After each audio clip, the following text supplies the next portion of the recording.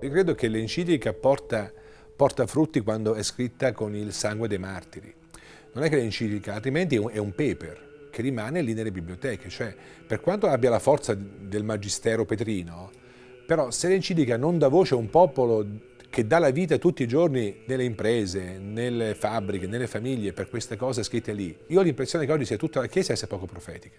Quindi, come dire, come si può sperare che la Gira sia ascoltata se non c'è dal basso veramente un popolo di cristiani che testimonia una vita sobria, una comunione dei beni, un consumo solidale, veramente, non con l'8 per 1000 o 5 per 1000. Se noi riuscissimo come cristiani, molto più di ora, a far vedere queste dimensioni, a fare migliaia di imprese sociali, a fare migliaia di imprese di comunione, allora io penso che se ne accorgerebbero.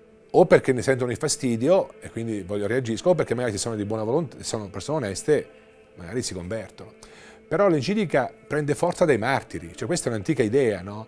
Cioè, ripeto, perché la Rerum Novarum cambiò la storia? Perché c'era Tovini, c'erano migliaia di sindacalisti che morivano nelle imprese, c'erano delle banche che, non so quante migliaia di banche rurali sono nate attorno al 91 in Europa. Quei fatti lì danno forza alle encicliche.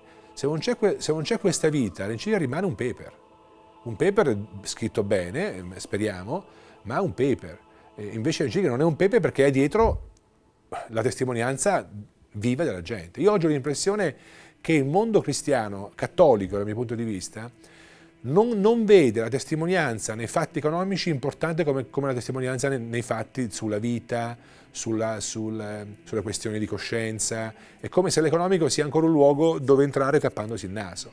Quindi finché noi non ci riconciliamo veramente con l'economico, come un pezzo di vita, che ha le passioni, gli odori, tutta la vita, che l'etica economica è importante come l'etica della vita, si muore d'aborto ma si muore anche di fame, cioè finché noi non ci riconciliamo veramente con l'economia, come un luogo della vita tutta intera, non riusciremo a testimoniare queste tematiche veramente, perché siamo noi i primi separati, i primi schizofrenici, che magari concepiamo il lavoro come un luogo neutrale, ma non come veramente cristiano. Ecco perché poi non se ne accorgono, perché manca forse una testimonianza vera e ampia da parte di tutti noi.